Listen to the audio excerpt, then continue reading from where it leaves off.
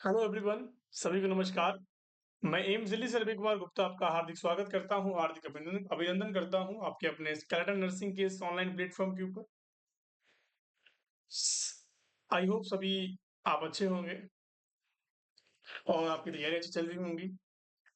आज हम कुछ इंपॉर्टेंट क्वेश्चंस के बारे में बात करेंगे जो कि जीआईटी से रिलेटेड होने वाले हैं। जीआईटी के अंदर जितने भी हमारे क्वेश्चंस बनते हैं, इंपॉर्टेंट क्वेश्चंस बनते हैं, उनको मैं आज आपसे डील करने वाला हूँ। ठीक है बच्चों, तो एक एक क्वेश्चन को ध्यान से पढ़ेंगे, उसका आंसर करेंगे और बहुत ही इतने भी इजी क्वेश्चंस नहीं होंगे आज के थोड़े क्वेश्चंस जो हैं वो ट्रिकी टाइप होंगे कि आपको थोड़ा कॉमन सेंस लगाने की उनमें जरूरत होगी। ठीक है बच्चों, तो बहुत ज्यादा प्रैक्टिकल बेस्ड क्वेश्चंस होंगे सारे के सारे, और जितने भी एनाटॉमी वाले क्वेश्चंस हैं वो आजकल नहीं पूछे जाते हैं, तो इसीलिए प्रायोरिटी वाइज क्वेश्चंस को मैंने यहाँ पे डाला हुआ है।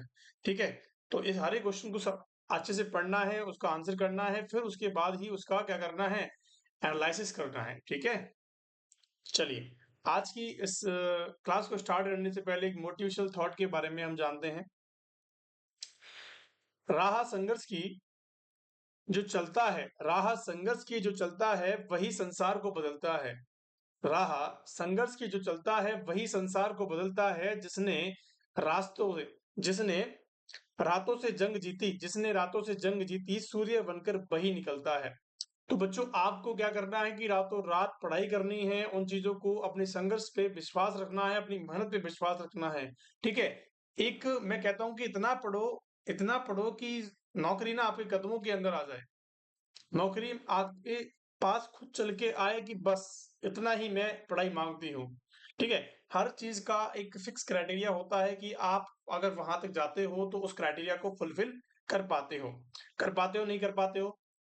वैसे ही एक हम कह सकते हैं कि हमारी जो नौकरी है या सरकारी नौकरी जो है बच्चों, वो क्या मांगती है, एक आपसे फिक्स स्पेसिफिक टाइम मांगती है, स्पेसिफिक मेहनत मांगती है।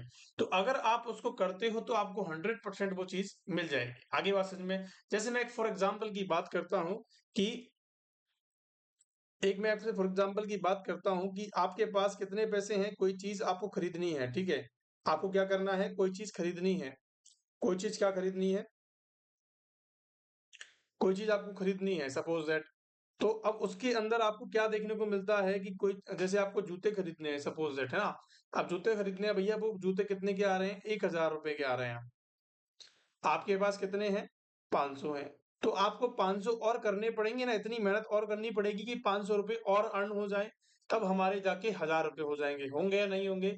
तो तभी ही हम जूते खरीद पाएंगे या जूते हमें मिल पाएंगे। आगे बात समझ में, ऐसे ही नौकरी का शेड्यूल होता है कि आपने बच्चों 50% मेहनत सपोज दैट आपने कर रखी है ऑलरेडी, आपने 50% जो मेहनत है आपकी वो कर रखी है, आपको क्या करना है, 50% मेहनत और करनी है। तो आपके कितनी हो जाएंगी बच्चों, 100% आपकी मेहनत हो जाएगी। आपको सरकारी नौकरी या नर्सिंग ऑफिसर बनने से कोई नहीं रोक सकता, इस बात का ध्यान रखना। आगे बात समझ में, तो इसी प्रकार आपको पढ़ना है, इसी प्रकार आपको मेहनत करनी है। आगे चलिए आज के क्वेश्चन सेशन को हम स्टार्ट करते हैं बिना रुकावट के, बिना किसी के टाइम खराब किए हुए। सबसे पहला क्वेश्चन आपकी स्क्रीन पर ये रहा, क्वेश्चन को पढ़ना फिर उसका आंसर करना है। ठीक है, एन अपर जीआई सीरीज, मैंने आपसे पहले ही कहा था कि हमारे जो क्वेश्चंस होंगे वो कैसे होंगे, गैस्ट्रो इंटेस्टाइनल सिस्टम से होंगे। तो अपर जीआई सीरीज के अंदर क्या बताया गया है कि एन अपर जीआई सीरीज, ये जीआई का मतलब क्या होता है, gastro intestinal series is ordered for a client and which action is essential for the nurse before the test, कि इस टेस्ट को करने से पहले नर्सिंग ऑफिसर के लिए या नर्स के लिए कौन सा असेसमेंट या फिर असेंशियल है, या फिर हम कह सकते हैं कौन सा इंटरवेंशन या एक्शन असेंशियल है, जरूरी है। फटाफट से इसका आंसर करेंगे। सबसे बहुत इंपॉर्टेंट सवाल है, मेरे ख्याल से सवाल जो है वो पहले भी क्वेश्चंस में अंदर पूछा गया है। Check to see if the client has an allergy to the selfish, कि आपको चेक करना है, एक नर्सिंग ऑफिसर चेक करेगा कि पेशेंट को क्या तो नहीं है, एलर्जी तो नहीं है सेल्फिश से। And instruct the client have the nothing to eat after the midnight, the night before the test, कि आपको नाइट से पहले कुछ नहीं खाना है या फिर टेस्ट से पहले आपको कुछ नहीं खाना है। Encourage the client to drink the plenty of fluids या liquids and before the test, test से पहले आप प्लेंटी ऑफ वाटर पी सकते हो या फिर पानी पी सकते हो। Be sure client does not eat fat containing food. Fat containing food आपको नहीं खाना है, ऐसा आपको क्या करना है, श्योर करना है for 18 hours before the test, कि आपको 18 घंटे पहले इस चीज को बंद करना पड़ेगा। बहुत इंपॉर्टेंट सवाल है। देखो क्वेश्चन को समझने आना चाहिए। काफी बच्चे सोच रहे होंगे जीआई सीरीज का मतलब क्या है, सीरीज ही हमारे समझ में नहीं आई है। ठीक है, मैं बताता हूँ आपको। देखो जीआई सीरीज का मतलब क्या है, जीआई सीरीज। अब जीआई सीरीज का मतलब क्या है? देखो बच्चों, जीआई सीरीज का मतलब सिंपल सा ये है कि हमें क्या करना होता है, एक तरह की हम कह सकते हैं कि रेडियोग्राफ होता है। क्या होता है? एक एक तरह का रेडियोग्राफ होता है या असेसमेंट मेथड होता है, जिसके अंदर हम क्या करते हैं, पेशेंट को, जीआई सीरीज के अंदर हम क्या करते हैं, पेशेंट को बेरियम पिलाते हैं, बेरियम स्वेलो करवाते हैं। क्या करवाते हैं? बेरियम शैलो हम करवाते हैं। बेरियम कैसा होता है बच्चों? एक रेडियो ओपिक सब्सटेंस होता है। कैसा होता है? रेडियो ओपिक सब्सटेंस होता है। कैसा होता है बच्चों? एक रेडियो ओपिक सब्सटेंस होता है। जीआई सीरीज के अंदर हम क्या करते हैं, उस बात के लिए ध्यान समझना कि जीआई सीरीज जब भी हम करवाते हैं पेशेंट की, तो हम एक बेरियम उसको स्वेलो करवाते हैं। और बेरियम स्वेलो करके, एक बेरियम कैसा होता है सब्सटेंस? रेडियो ओपिक, मतलब कि ऐसा सब्सटेंस जो कि रेडिएशंस के द्वारा चमका जा सके, या फिर हम कह सकते हैं कि उसको बेरियम पिला के हम क्या करते हैं, उसका एक्सरे करवाते हैं। क्या करते हैं? एक्सरे करवाते हैं। ठीक है, एक्सरे का मतलब आप उसके ऊपर रेडिएशन छोड़ते हो, और जहां पे भी कुछ डिफॉर्मिटीज होती हैं या फिर अबनॉर्मल सेल्स होती हैं, वो क्या करती हैं, वहां से डिटेक्ट हो जाती हैं। बेरियम उन पे जाके चिपक जाता है और वहां से उन चीजों को डिटेक्ट हम कर सकते हैं। आगे बात, नॉर्मल सेल्स पे नहीं चिपकता है, ये सिर्फ अबनॉर्मल सेल्स पे ही जाके चिपकेगा। आगे बात समझ में? तो ये होता है जीआई सीरीज। जीआई सीरीज के अंदर सिंपल सी बात है कि बेरियम स्वेलो करवाते हैं, और बेरियम स्वेलो करवाने के बाद क्या देखने को मिलता है आपको बच्चों? क्या देखने को मिलता है? क्या देखने को मिलता है? आप जब भी एक्सरे करवाते हो तो उस पेशेंट के अंदर अबनॉर्मलिटीज आपको शो देखने को मिल जाती हैं। क्या मेरी बात समझ में आ गई है? तो सबसे इंपॉर्टेंट सवाल क्या होता है कि इससे पहले आपको क्या करना होता है, जब भी आप जीआई सीरीज करवाते हो, जब भी आप जीआई सीरीज करवाते हो तो क्या करते हैं, एनपीओ रखते हैं पेशेंट को। एनपीओ मिडनाइट से रख सकते हैं। क्वेश्चन के अंदर कैसे भी आपसे पूछा जा सकता है, या तो मिडनाइट से हो सकता है, या फिर आपको 6 to 8 आवर्स बिफोर देखने को मिल सकता है। इन दोनों क्वेश्चंस में से अगर कुछ भी आपको देखने को मिले तो करेक्ट आंसर आप आंख बंद करके कर देंगे। सबसे पहली चीज तो मैंने आपको क्या बताया, check to see if the client had allergic shellfish. Allergic, तो भैया आपको ये चेक करना है कि क्लाइंट जो है वो एलर्जी तो नहीं है किसी शेलफिश से। देखो जब भी सेलफिश की एलर्जी हम कहाँ चेक करते हैं, सेलफिश की एलर्जी जो चेक करते हैं वो कहाँ करते हैं बच्चों, हम करते हैं आयोडीन कंटेनिंग, कि भैया हमने किसी पेशेंट को आयोडीन पिलाई है। आयोडीन जो कंटेनिंग हम कह सकते हैं एक्सरेज होते हैं, या आयोडीन कंटेनिंग जो टेस्ट होते हैं, उनके अंदर हमें क्या करना होता है, उनके अंदर हमें एलर्जी पूछनी होती है कि भैया आपको एलर्जी तो नहीं है शेलफिश के अकॉर्डिंग, कि आपको एलर्जी तो नहीं है। वो पेशेंट कहेगा कि मुझे है, तो आप इस चीज का कतई यूज नहीं करोगे। अगर वो पेशेंट कहता है कि मुझे किसी प्रकार की कोई एलर्जी नहीं है, तो आप इसका यूज कर सकते हैं। पहला आया आंसर, तो मतलब कि पहला गलत हो गया। Instruct the client to have the nothing to eat before the midnight and night before the test. बहुत बढ़िया, कि आपको क्या करना है, इंस्ट्रक्ट करना है ब्लाइंड क्लाइंट को कि आपको बिल्कुल भी कुछ भी खाने की जरूरत नहीं है जब तक कि हम ना बोलें, या फिर टेस्ट जब तक कि परफॉर्म ना हो जाए। आगे बात समझ में? तो ये करेक्ट आंसर, जिसका जिसने बच्चे ने बी आंसर दिया है वो करेक्ट है। तीसरा ऑप्शन क्या कहता है कि encourage the client to drink plenty liquids before the test, कि भैया टेस्ट से पहले तो आपको बिल्कुल भी कुछ भी खिलाना पिलाना नहीं है उस पेशेंट को। मतलब हम कह रहे हैं कि 6 to 8 आवर्स से पहले आपको क्या रखना है, एनपीओ रखना है पेशेंट को। चौथा नंबर क्या कह रहा है कि be sure the client does not eat fat containing food for 18 hours before the test. देखो, आप, अगर मैं आपसे बात करूं कि फैट कंटेनिंग फ्रूट जो होते हैं, या फिर हम कह सकते हैं फैट कंटेनिंग फूड जो होते हैं, वो क्या काम करते हैं, फैट कंटेनिंग फूड, ये हम तब प्रिवेंट करते हैं, इनको कब प्रिवेंट करते हैं, जब गॉल ब्लैडर, जब गॉल ब्लैडर की समस्या हो। क्या करते हैं, इसको कब प्रिवेंट करते हैं, हमारे फूड जो हमारे जो हम कह सकते हैं फैट कंटेनिंग डाइट्स होती हैं, उनको हम कब करते हैं बच्चों, कि जब भी आपको गॉल ब्लैडर का जांच करनी होती है या गॉल ब्लैडर को टेस्ट करना होता है या एक्सरेज करने होते हैं, तब इसको हम क्या करते हैं इसको प्रिवेंट कर देते हैं। किस चीज से करेंगे मेरे प्यारे बच्चों, आपने देखा होगा, मैंने आपको बताया कि किस चीज से प्रिवेंट करेंगे, कि फैट कंटेनिंग फूड से आपको प्रिवेंट कर देना है। जब भी गॉल ब्लैडर की बात आती है, या टेस्ट की आती है, एक्सरे की आती है, तो आपको फूड कंटेनिंग जो फैट कंटेनिंग फूड होते हैं उनको अवॉइड करना है। जैसे कि बहुत ज्यादा तला हुआ, समोसा, कचौरी, है ना, ये जितने भी तेल वाले जो चीजें होती हैं उनको आपको छोड़ना पड़ेगा। चारों के चारों ऑप्शन समझ में आ गए बच्चों? चारों के चारों ऑप्शंस क्लियर कट हो गए या नहीं हुए? बहुत बढ़िया। देखो सिंपल सी बात है, इसके अंदर कोई ज्यादा दो पहलू नहीं है। मैंने आपको सिंपल सी बात बताई है कि इसके अंदर हम क्या करते हैं भैया, बेरियम स्वेलो करवाते हैं। जब हम बेरियम स्वेलो करवाते हैं तो स्वेलो के अंदर हमें क्या करना, बेरियम कैसा होता है बच्चों, कि रेडियो ओपेक सब्सटेंस होता है। ये एक्सरे में इजीली विजुअलाइज हो जाता है। अगर कोई मिस्टेक भी होती है तो आप एक्सरे करके देख सकते हो पेशेंट का, आपको तुरंत चीजें पता लग जाएंगी। क्या मेरी बात समझ में आई?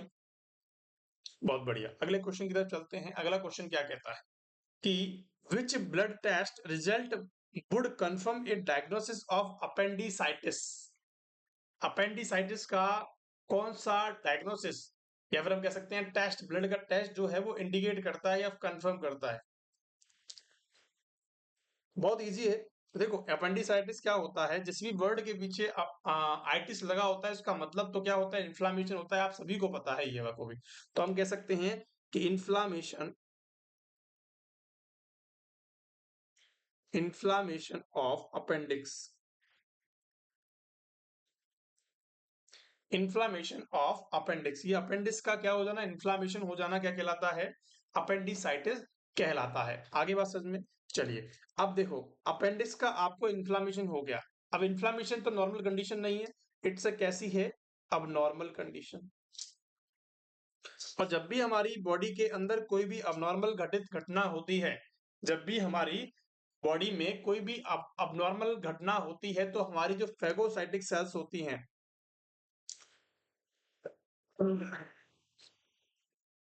फेगोसाइटिक जो सेल्स होती हैं वो क्या करती हैं, एक्टिवेट होती हैं। और फेगोसाइटिक सेल्स कौन सी होती हैं मेरे प्यारे लाल लालियों, क्या आपको पता है कौन सी होती हैं? कि डब्ल्यूबीसीज होती हैं। और ये एक्टिवेट होती हैं तो ये अपनी काउंट में इंक्रीज कर लेती हैं, इसकी काउंट बढ़ जाती है। जब ये काउंट बढ़ जाती है, काउंट को क्यों बड़ा करती है, कि जो भी चीजें अबनॉर्मल हमारी बॉडी के अंदर हुई है उसको हमें कम करना है, उसको हमें मारना है, उसको हमें भगाना है। ठीक है, तो जब भी आप ऐसा काम करते हो तो आपको क्या देखने को मिलता है, जब भी कोई अबनॉर्मलिटी बॉडी के अंदर देखने को मिलती है तो तुरंत आपको डब्ल्यूबीसीज का काउंट जो है वो कैसा देखने को मिलेगा, इंक्रीज देखने को मिलेगा। तो इसका मतलब कि आपकी बॉडी के अंदर इन्फेक्शन हुआ है, आपकी बॉडी के अंदर कुछ ना कुछ अबनॉर्मल चीजें हुई हैं, तभी आपके डब्ल्यूबीसीज काउंट बढ़े हुए हैं। ठीक है, अब इससे पहले आपको नॉर्मल के बारे में समझना होगा कि नॉर्मल डब्ल्यूबीसीज काउंट कितने होते हैं।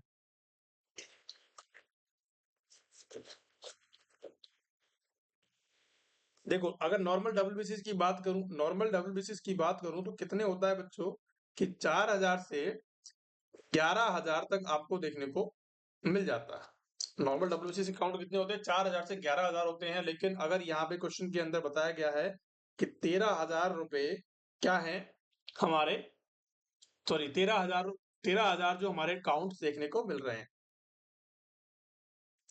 भाई नॉर्मल काउंट कितने होते हैं, 4 से 11,000 होते हैं, लेकिन हमें 13,000 काउंट देखने को मिल रहे हैं। इसका मतलब क्या है कि बॉडी के अंदर कोई भी अबनॉर्मल चीजें या अबनॉर्मल घटना घटित हुई है, उसकी वजह से हमारे काउंट्स बड़े हैं। तो आपको सिंपल सी बात है, जब भी हमारी बॉडी के अंदर कोई भी अबनॉर्मलिटी होती है तो मैंने आपको बताया डब्ल्यूबीसीज क्या होती है, इंक्रीज हो जाती है। तो ये नॉर्मल नहीं है। अगर मैं आरबीसीज की बात करूं तो ये नॉर्मल है ना। प्लेटलेट की बात करूं तो ये नॉर्मल है। एंड पॉजिटिव हेर्लिन जो एंटीबॉडी टेस्ट होता है वो मोनोन्यूक्लियस को असेस करने के लिए किया जाता है। किसके लिए करते हैं बच्चों, जो अगर मैं आपसे बात करूं कि हेलोपेरिडोल या हेट्रोपेरिडोल, हेट्रोफिल जो एंटीबॉडी टेस्ट होता है, कौन सा बच्चों, हेट्रोपिल, कि अगर मैं आपसे बात करूं कि कौन सा टेस्ट होता है, अगर मैं पॉजिटिव हेट्रोपिल टेस्ट की बात करता हूं, तो पॉजिटिव हेटेरोटेल टेस्ट जो होता है, एंटीबॉडी टेस्ट होता है, वो कैसे करता है, इन्फेक्शियस न्यूक्लियस को रिलीज कर या इंडिकेट करता है। इन्फेक्शियस इन्फेक्शियस मोनोन्यूक्लियस इन्फेक्शियस मोनोन्यूक्लियस को क्या करता है, इंडिकेट करने का काम करता है। अगर क्वेश्चन आता है तो आपको लिख देना है। क्या मेरी बात समझ में आ गई? आइए नहीं आई तो आपको सबसे पहले क्या देखना होता है, डब्ल्यूबीसी काउंट देखना होता है। आपको कभी सपोज दैट फीवर आता है, तो फीवर क्यों आता है, it is the sign, early sign होता है कि आपकी बॉडी के अंदर कुछ ना कुछ अबनॉर्मल हुआ है, इसलिए बॉडी का टेम्परेचर बढ़ा है कि उस बैक्टीरिया को किल किया जाए और डब्ल्यूबीसी के काउंट बढ़े हैं। चलिए अगले क्वेश्चन की तरफ चलते हैं। अगला क्वेश्चन क्या कहता है, nurse is admitting the client with the diagnosis of the appendicitis. कि अपेंडिसाइटिस का बंदा है, उसको डायग्नोस हुआ है और उसको क्या किया गया है, एडमिट कराया गया है और पूरा सर्जिकल यूनिट की सर्जिकल यूनिट के अंदर उसको एडमिट करा दिया गया है। And which question is it is essential to ask, कि उससे हम क्या पूछेंगे, कि बहुत ज्यादा इंपॉर्टेंट सवाल है। क्वेश्चन को समझो फिर उसके बाद आंसर करो। कि nurse is admitting a client with the diagnosis of appendicitis. एक नर्स एडमिट करती है एक पेशेंट को जो कि अपेंडिसाइटिस का पेशेंट है, सर्जिकल यूनिट के अंदर क्या करती है, उसको पोस्टेड करती है या फिर हम कह सकते हैं प्रेजेंट करती है। ठीक है, एडमिट करती है। तो आपको क्या करना है कि which question is essential to ask, कि ऐसा कौन सा इंपॉर्टेंट चीज है सर्जरी से पहले हमें ये काम करना है। व्हाट डिड यू लास्ट ईट, कि आपने लास्ट क्या खाया था। And have you plan surgery before, कि आपको कैसे करना है, उससे पहले आपको सर्जरी करनी है। And have you ever had this type of pain before, कि आपने क्या देखा है, ऐसे ऐसे प्रकार का कोई पेन आपने पहले देखा है या नहीं देखा है। And what do you usually take to relieve your pain, कि आप जब पेन होता है तो आप क्या लेते हो, जब भी आपको पेन होता है तो आप क्या लेते हो, आपने लास्ट बार क्या खाया था, और और क्या करना है, कोई सर्जरी आपकी पहले हुई है क्या। तो आपको क्या आंसर लगता है इसके अंदर, कि क्या आंसर आपको देना चाहिए। फटाफट से आंसर करेंगे। देखो बहुत इजी सवाल है, इजी सवालों को छोड़ना नहीं है।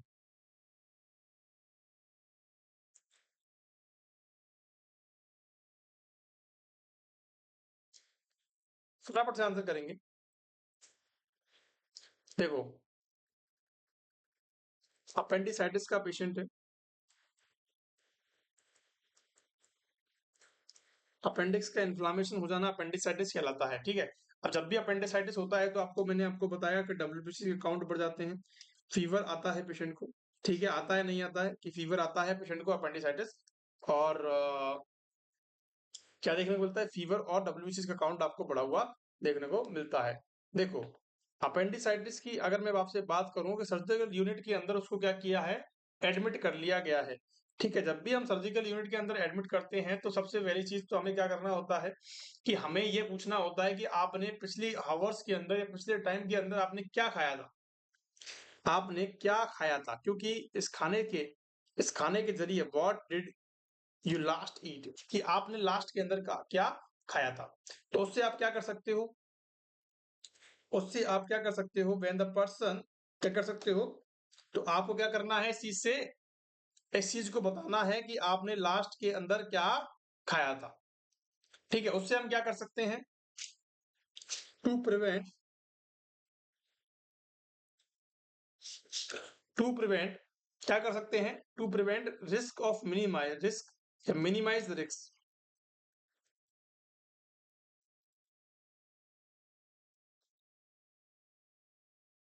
To prevent minimize the risk of aspiration,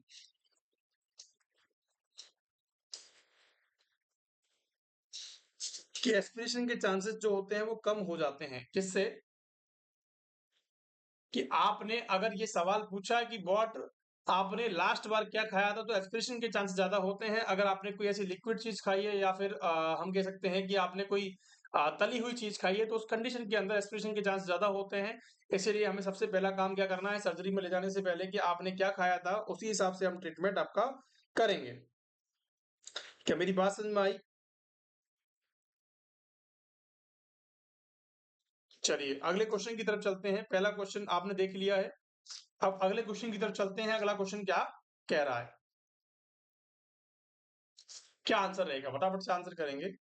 A child with the appendicitis, देखो ये भी appendicitis का पेशेंट है कि appendicitis the scheduled surgery for this evening, कि आपको इवनिंग के अंदर ये शेड्यूल आपने किया है। The nurse entered the room and see the child's mother, nurse enter करती है रूम के अंदर एंड क्या करती है, सी द चाइल्ड मदर, की उसकी बच्ची की माँ बच्चे की जो माँ है उसको देखती है and starting to place hot wet वॉथ close on her daughter abdomen, की वो क्या करती है हॉट एंड वेट, उसको गीला करके और गर्म करके, गर्म या गीला करके हम कह सकते हैं, उसके पेट पे रखती है, एब्डोमेन पे रखती है, so that she will feel better, की क्या करती है वो सबसे अच्छा फील करती है। And the nurse explain that this action is contraindicated because heat, कि आपको ऐसा क्या देखने को मिला है, कि ऐसा कौन सा कॉन्ट्राइंडिकेशन आपका रहने वाला है, कॉन्ट्राइंडिकेटेड बिकॉज द हीट, की हीट की वजह से क्या होने वाला है।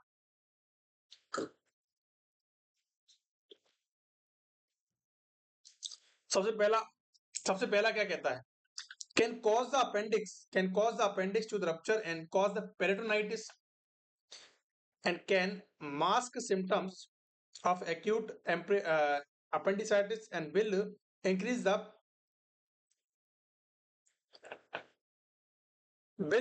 the palace क्या कह रहा है क्वेश्चन के अंदर, तीसरा क्वेश्चन क्या कह रहा है कि will increase the peristalsis through the abdomen, की एब्डोमेन के पेरिस्टालसिस जो मूवमेंट है वो ज्यादा हो जाएंगे, पेरिस्टालसिस जो मूवमेंट होते हैं वो ज्यादा हो जाएंगे, वो देखने को मिलते हैं। और क्या कह रहा है कि which will arrest the progression of disease, कि वो डिजीज की कंडीशन जो है वो आगे आगे आपको बढ़ी हुई देखने को मिल जाएगी। फटाफट से आंसर करेंगे इसका। बहुत इजी आंसर है, बहुत कुछ इसके अंदर ज्यादा कुछ नहीं बताया गया है। देखो बहुत चीज सिंपल है, मैं आपको बताने वाला हूं।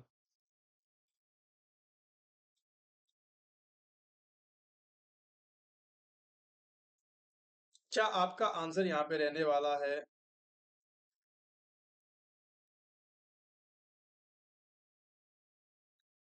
क्या आपका आंसर रहेगा, 1 रहेगा, 2 रहेगा, 3 रहेगा या 4 रहेगा?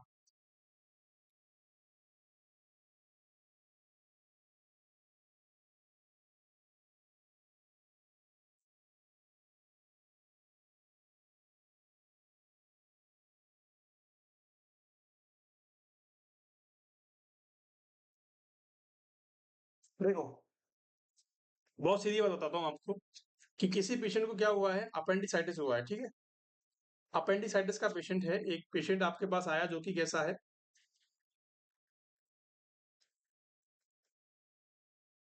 अपेंडिसाइटिस का है। अब जब अपेंडिसाइटिस का जो पेशेंट्स होते हैं उनके अंदर एक रिस्क होती है, मेजर रिस्क। मेजर रिस्क क्या होती है, रप्चर होने की। और जब रप्चर होता है तो क्या होता है, पेरिटोनाइटिस होता है। क्या होता है, पेरिटोनाइटिस, जो कि मतलब कि हम कह सकते हैं कि अगर आपका अपेंडिक्स रप्चर हो गया, अगर आपका अपेंडिक्स या हम कह सकते हैं पैंक्रियाज रप्चर हो गया, तो वो पूरी बॉडी या फिर हम कह सकते हैं पूरी पेरिटोनियम के अंदर फैल जाएगा, और फैलने के बाद क्या करेगा, वो इन्फेक्शन की कंडीशन कॉज करने लगेगा। इसीलिए हम क्या करते हैं कि जब भी अपेंडिसाइटिस होता है पेशेंट को, तो सूजन तो रहती है पेट के अंदर, लेकिन कभी भी उसको प्रेस नहीं करना है, कभी भी उसको प्रेस नहीं करना है। प्रेस करने से क्या होगा, उससे प्रेशर पड़ेगा तो फट सकता है, और फटने के बाद पेरिटोनाइटिस हो सकता है। पेरिटोनाइटिस एक बहुत तगड़ी मेजर कंडीशन है जिसके अंदर इन्फेक्शन जो है वो बहुत तेजी से बढ़ता है। क्या मेरी बात समझ में आ गई? तो हमें क्या करना होता है, किसी भी अपेंडिक्स को फटने से रोकना होता है। तो मेजर रिस्क क्या होती है, रप्चर होना या फिर हम कह सकते हैं पेरिटोनाइटिस होना। अब इसके अंदर देखते हैं, can cause appendix two rupture and cause the peritonitis and can symptoms acute appendicitis, की आपके जो सिम्टम्स है वो कैसे आ रहे हैं, एक्यूट अपेंडिसाइटिस के आ रहे हैं, and will increase the peristaltic through out the abdomen. देखो हीट जो होती है ना बच्चों, हीट जो होती है वो क्या काम करती है, वैसो डायलेशन का काम करती है। क्या करती है, वेसल्स को डायलेट करने का काम करती है। जब भी वेसो डायलेशन होता है तो क्या होता है, क्या होता है, सप्लाई ज्यादा होती है, सप्लाई मोर हो जाती है, ठीक है, होता है नहीं होता है। अब हीट क्या काम करती है, हीट क्या काम करती है बच्चों, ये पेरिस्टाल्टिक, ये क्या करती है, पेरिस्टालसिस मूवमेंट को बढ़ाती है। क्या करती है, पेरिस्टाल्टिक मूवमेंट्स को इंक्रीज करती है, और पेरिस्टाल्टिक जब भी मूवमेंट इंक्रीज होते हैं तो क्या कंडीशन आपको देखने को मिलती है, डायरिया। तो ये वाली कंडीशन जो होती है वो अराइज होती है उस कंडीशन के अंदर। सबसे पहली चीज इसके अंदर क्या बताया गया है, कॉन्ट्रा इंडिकेटेड बिकॉज हीट, कि आप उसको एक्सप्लेन करोगे कि हीट की वजह से ये कॉन्ट्रा इंडिकेशन है, क्या आप आंसर करोगे, क्या आंसर आप करना चाहोगे, फटाफट से बताएंगे। देखो सिंपल सी बात है, मैंने आपको बताया कि हीट जो होती है वो क्या काम करती है, वैसोडाइलेशन का काम करती है, पेरिस्टाल्टिक मूवमेंट को बढ़ाने का काम करती है।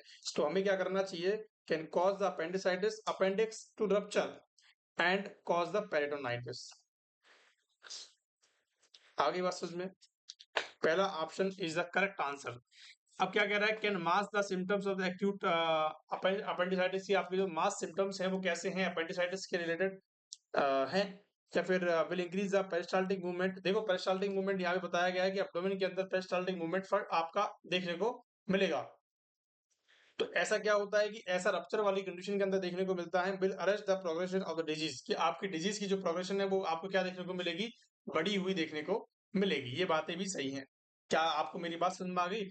लेकिन हमें क्या करना होता है, कॉन्ट्रा इंडिकेटेड होता है, कॉन्ट्रा इंडिकेटेड इसलिए होता है क्योंकि हमें क्या करना होता है, पेरिटोनाइटिस से बचाना होता है। एक चीज और बता देता हूँ, लैक्सेटिव्स होते हैं, वे कैसे होते हैं, लैक्सेटिव्स होते हैं। लैक्सेटिव्स का मतलब क्या करना है हमें, लैक्सेटिव्स जो होते हैं वो कैसे होते हैं बच्चों, कि हम कह सकते हैं कि लैक्सेटिव्स भी क्या काम करते हैं, इनको भी प्रिवेंट किया जाता है, कहाँ पे, अपेंडिसाइटिस के केस के अंदर। क्यों, क्योंकि ये भी क्या करते हैं, increase the peristaltic movement, peristaltic movement कि इंक्रीज करने का काम करते हैं। देखो अगर आपसे क्वेश्चन पूछा जाता है, देखो ऐसा कोई भी अगर पेट की बीमारी है, एब्डोमेन की कोई बीमारी है, या फिर हम कह सकते हैं देखो पैंक्रियाटाइटिस हो रखा है पेशेंट को, या फिर हम कह सकते हैं पेरिटोनाइटिस हो सकता है, ठीक है, तो या फिर हम कह सकते हैं कि अपेंडिसाइटिस हो रखा है,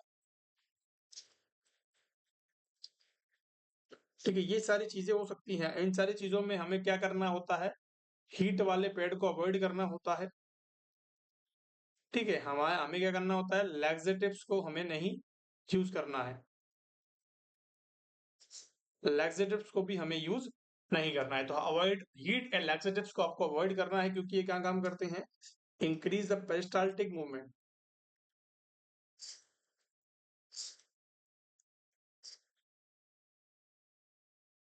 पेरिस्टाल्टिक मूवमेंट्स को इंक्रीज करने का काम करते हैं, इसीलिए हम क्या करते हैं, इनको कॉन्ट्रा इंडिकेटेड रखते हैं।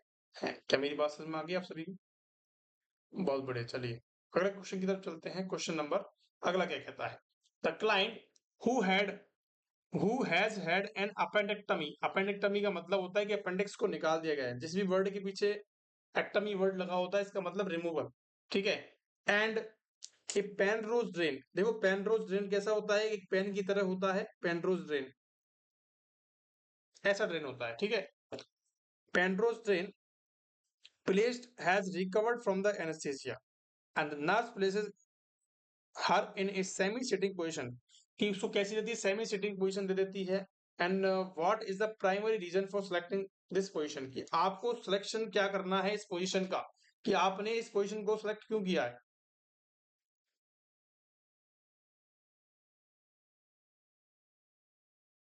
फटाफट से इसका आंसर करेंगे कि इसके अंदर क्या देखने को मिला है। पेनरोज जेल पेशेंट को लगा हुआ है।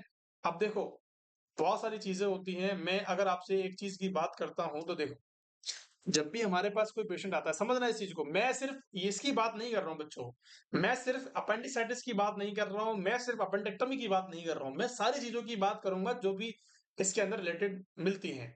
ठीक है, आपके पास कोई पेशेंट आया सर्जरी के तुरंत बाद, ठीक है, सर्जरी के बाद आपके पास पेशेंट आया, पेशेंट पेशेंट ने आके क्या किया, भाई आपके पास कोई पेशेंट आता है सर्जरी के बाद, तुरंत सर्जरी हुई है उसकी, और आपके पास पोस्ट ऑपरेटिव पेशेंट आता है या वार्ड के अंदर या आईसीयू के अंदर आपके पास आता है ओटी से, तो आपका काम सबसे पहले क्या काम होगा कि उसके अंदर जो ड्रेन लगा हुआ है, जो ड्रेनेज सिस्टम है, उसको अच्छे से खाली करना।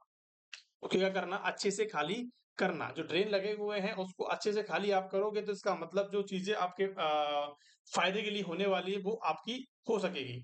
कि ड्रेनेज सिस्टम पे हमें फोकस करना होता है, फोकस हमें ड्रेनेज सिस्टम पे करना होता है, उसके बाद हमें कंफर्ट पे जाना होता है।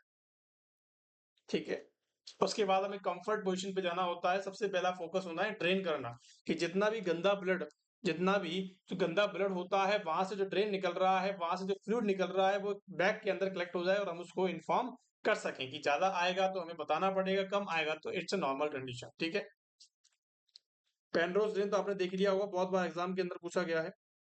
ऐसा पेन जैसा होता है, कैसा होता है, ऐसा पेन जैसा होता है, उसको बोलते हैं पेन रोज ड्रेन। आगे बात समझ में, बहुत बढ़िया। तो ड्रेनेज सिस्टम को अच्छा करने के लिए, फैसिलिटेट करने के लिए हमें क्या किया है, यूपीएस को लागू किया है। आप पति को पता है आपको यूपीएस एनपीएस क्या होता है?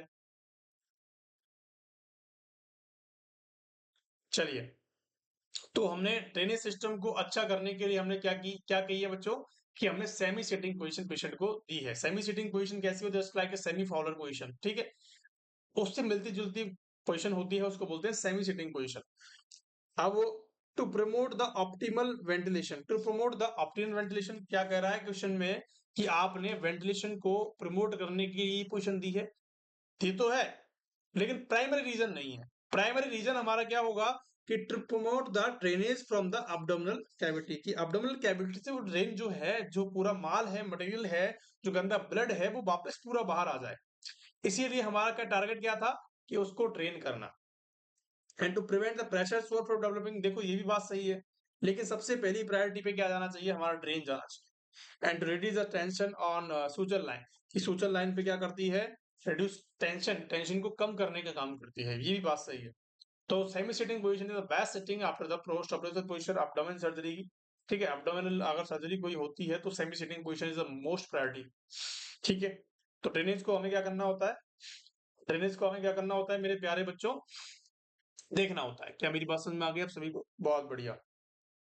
अगले क्वेश्चन की तरफ चलते हैं। अगला क्वेश्चन क्या कहता है, a client is to have the sigmoidoscopy. Question समझना, मैंने आपको कितने वर्ड्स बताए हैं देखो, एक तो होता है एक्टमी,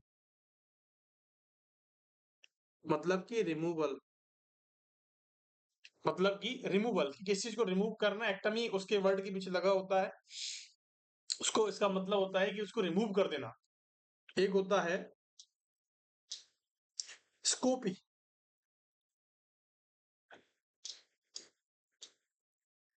स्कोपी का मतलब होता है विजुअलाइजेशन,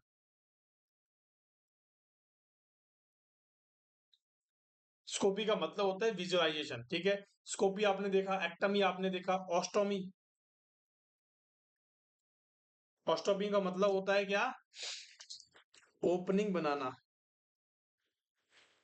ठीक है, ये सारे वर्ड्स आपको बार बार देखने को मिल रहे हैं, इसलिए मैंने आपको लिखा दिया है। ठीक है, चलिए अब इसी बात करते हैं कि एक client with the have sigmoidoscopy, जिस भी वर्ड के पीछे स्कोपी लगा है इसका मतलब विजुअलाइजेशन, कि सिग्मोइड कॉलम का, सिग्मोइड का हम क्या कर रहे हैं, विजुअलाइजेशन कर रहे हैं in the morning. Sigmoid scopy होनी है इसकी कैसी, मॉर्निंग के अंदर। And which activity will be included in the clients in the care of the client, कि क्लाइंट्स की केयर के अंदर कौन सी एक्टिविटी को हम क्या करते हैं, इंक्लूड करने का काम करते हैं, बताएंगे फटाफट से। कि आपको एनिमा देना है पेशेंट को, आपको क्या देना है, एनिमा दे सकते हो पेशेंट को, कि आपको क्या करना है, give him an enema 1 hour before the examination, के एग्जामिनेशन से पहले आपने पेशेंट को क्या दे दिया, एनिमा दे दिया।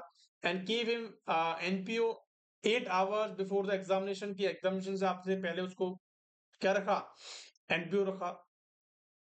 And order a low fat low reduce low residue diet for the breakfast, breakfast के लिए आपने कम उसको डाइट दी, लो कैलोरीज लो फैट वगैरह दी।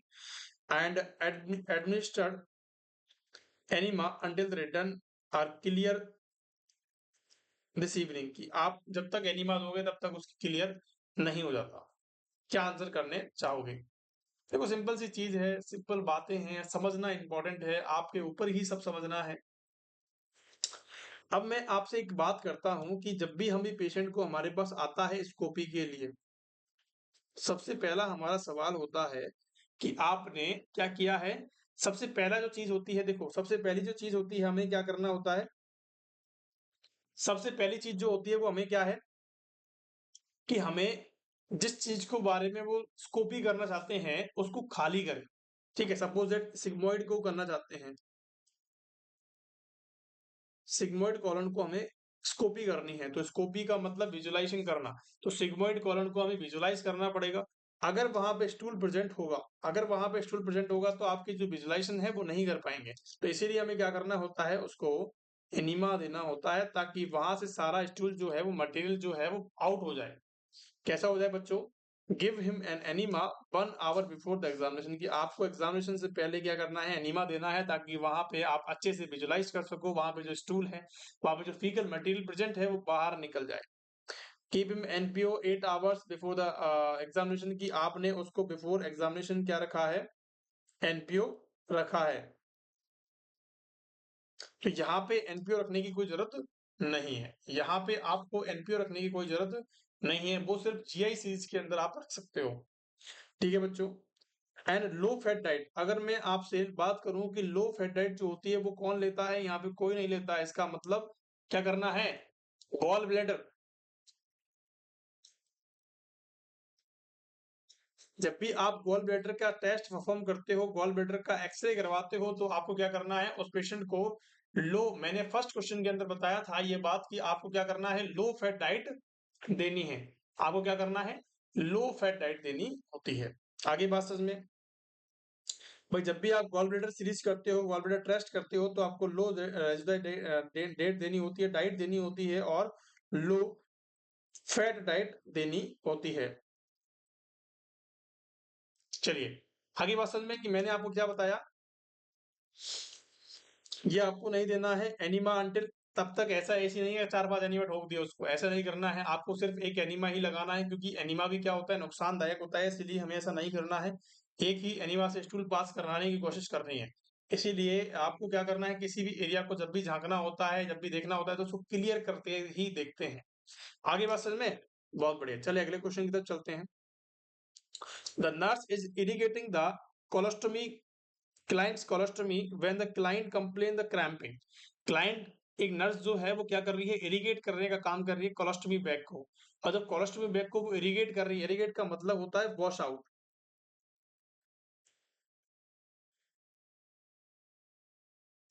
टू वॉश आउट, कि उसको धोने का काम कर रही है, वॉश करने का काम कर रही है, और कंप्लेन कर रहा है पेशेंट क्रैम्पिंग की। And what most appropriate initial action by the nurse. पहले मुझे एक क्वेश्चन का जवाब देंगे सारे बच्चे।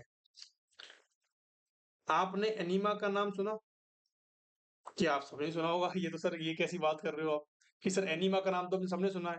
अब एनीमा जब भी हम किसी पेशेंट को देते हैं, उसको क्रैम्पिंग आते हैं, देखो क्रैम्पिंग आती है।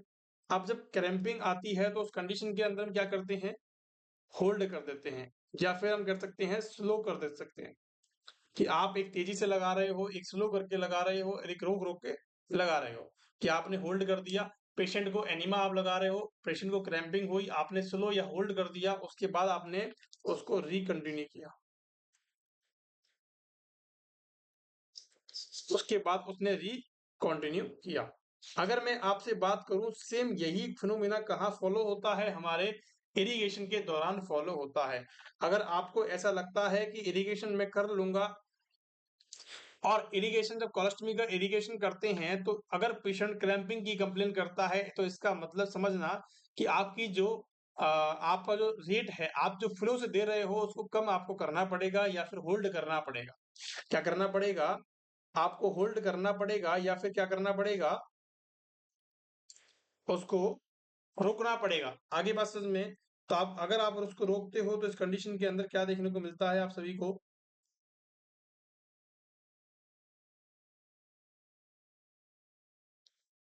क्या करना पड़ेगा बच्चों? आपको रोकना पड़ेगा। देखो क्वेश्चन नंबर 3 के अंदर क्या कह रहा है कि pinch the tube in interrupt the flow of the solution, की सॉल्यूशन की फ्लो को आपने कम कर दिया, इंटरप्ट कर दिया।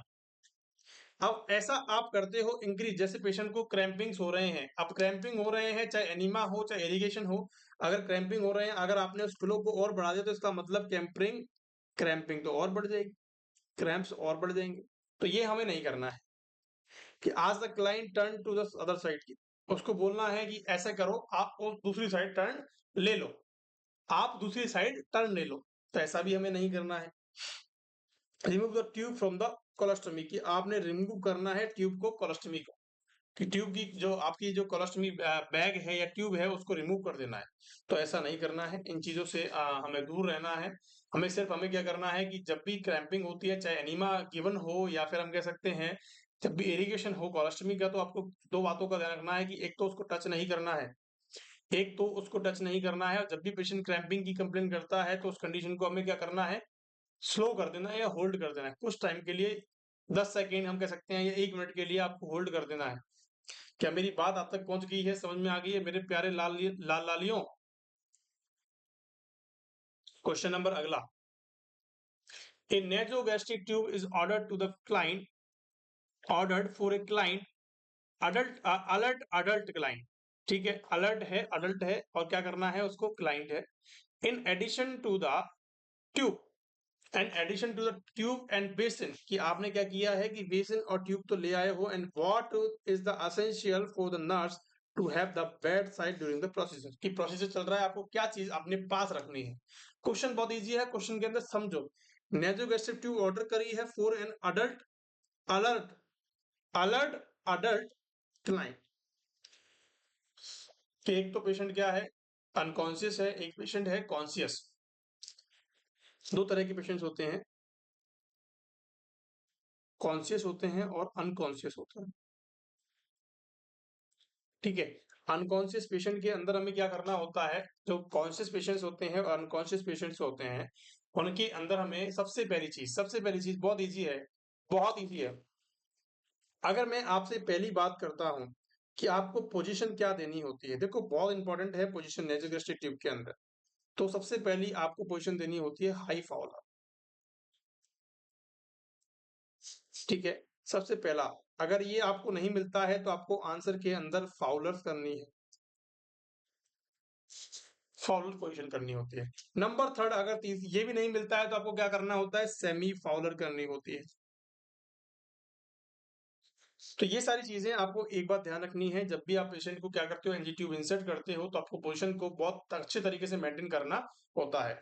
अब मैंने आपको बताया कि कॉन्शियस पेशेंट्स होते हैं, अनकॉन्शियस, ये तो कॉमन बात हो गई, ठीक है। कॉन्शियस पेशेंट के अंदर आप क्या करवाओगे, पेशेंट से स्वेलो करवाओगे, कि पेशेंट के अंदर आपने नाक के अंदर ट्यूब डाली, अपने एरिया के अंदर आ गई या औरों के अंदर आ गई, तो उसका मतलब आपको क्या करना है, उस पेशेंट को बोलना है कि स्वेलो करो। स्वेलो क्या करोगे, वाटर आप स्वेलो करना है, और वाटर के स्वेलो जब करोगे तो वो ट्यूब साथ साथ आपके कहाँ चली जाएगी, ईसोफेगस के अंदर चली जाएगी, और प्रिवेंट करेगी कहाँ पे जाना, हमारे लंग्स के अंदर जाना। अब भैया अनकॉन्शियस पेशेंट आ गया आपके पास, अब अनकॉन्शियस पेशेंट तो पानी नहीं पिला सकते उसको, तो उसको तो हम पानी नहीं पिला सकते, उसके अंदर तो रिस्क हो जाती है एस्पिरेशन की। तो हमें अनकॉन्शियस पेशेंट के अंदर हमें क्या करना होता है, हमें क्या करना होता है अनकॉन्शियस पेशेंट के अंदर, आरटी फीड स्टार्ट करनी होती है, या फिर हम कह सकते हैं कि उनको गाइडेंस के प्रॉपर प्रॉपर गाइडेंस के हिसाब से हमें क्या करना होता है, उनको लगाना होता है। और जो हमारे हम कह सकते हैं इसका जो टोटल लेंथ होती है, टोटल जो लेंथ होती है कितनी होती है बच्चों, टोटल लेंथ होती है 105 सेंटीमीटर की, और लगभग 7 सेंटीमीटर जो होता है वो कहाँ जाता है, इंसर्शन के अंदर चला जाता है। 60 सेंटीमीटर, 60 सेंटीमीटर अंदर चला जाता है, और 105 सेंटीमीटर क्या होता है, पूरा टोटल लेंथ होती है। इसको इसको एक नापने की प्रोसेस होती है, कहाँ से कहाँ नापते हैं, हमारे हमारे नोज टिप से लेके ईयर लोब तक, ईयर लोब से जिफाइड प्रोसेस तक नापने की प्रोसेस होती है, जिसके अंदर 60 सेंटीमीटर में पूरी हो जाती है। क्या मेरी बात समझ में आ गई? तो हमें जब भी हम पेशेंट को क्या करते हैं स्वेलो करने के लिए बोलते हैं, तो हमें हमारे पास क्या 5 सीसी की सिरिंज होनी चाहिए with the normal saline with the filled with the water? नहीं, 5 एमएल की, या हम कह सकते हैं सीसी और एमएल दोनों एक ही होते हैं, बहुत बार एग्जाम में पूछे गए हैं। तो 5 एमएल की अगर आप सिरिंज लोगे तो उससे कुछ नहीं होगा, ठीक है। एक glass field water with the straw, कि आपको एक वाटर का ग्लास रखना है स्ट्रॉ के साथ, कि जब भी आप अपनी ट्यूब को कहाँ देखोगे, ओरोगैस्ट्रिक के अंदर देखोगे, तो आप क्या करोगे, इस चीज को जस्टिफाई करने की कोशिश करोगे और क्या करोगे, उसको पानी पिलाने की कोशिश करोगे, ताकि उसको बोल सकें कि आपको ये पानी के साथ साथ गटकनी है, पानी के साथ साथ ही आपको इसको गटकना है। और लार्ज क्लैंप नहीं, and container of sterile water, container of sterile water आपको हमेशा रखना है। देखो सबसे पहली चीज तो इसके अंदर यही है, glass field filled with water and straw, कि आपको एक क्या रखना है, गिलास रखना है, उसके अंदर स्ट्रॉ रखनी है, ताकि आपके पास जो आप जो क्या काम कर रहे हो, आप जो उस चीज को प्रोसीजर कर रहे हो, उस चीज को अंजाम दे रहे हो, वो अंजाम आपका पूरा हो सके। आगे बात समझ में? तो आज के काफी क्वेश्चंस हो चुके हैं बच्चों, आज के लिए इतना ही काफी है। नेक्स्ट मिलते हैं अगली क्लास के अंदर। अगर किसी भी बच्चे को कोई भी डाउट होता है, तो आप हमारे सपोर्टिव नंबर्स पे कॉल कर सकते हैं, 9057064291। ये हमारे सपोर्टिव नंबर्स है बच्चों। इस नंबर पे आपको कॉल करना है, मैसेज करना है, आपको सारे डाउट्स क्लियर करवाए जाएंगे। क्या मेरी बात समझ में आ गई है सभी को? तो thank you so much for being there. ऐसे ही सभी लोग पढ़ते रहें, बढ़ते रहें, अपने आगे अपने भविष्य की तरफ बढ़ते रहें। Thank you so much.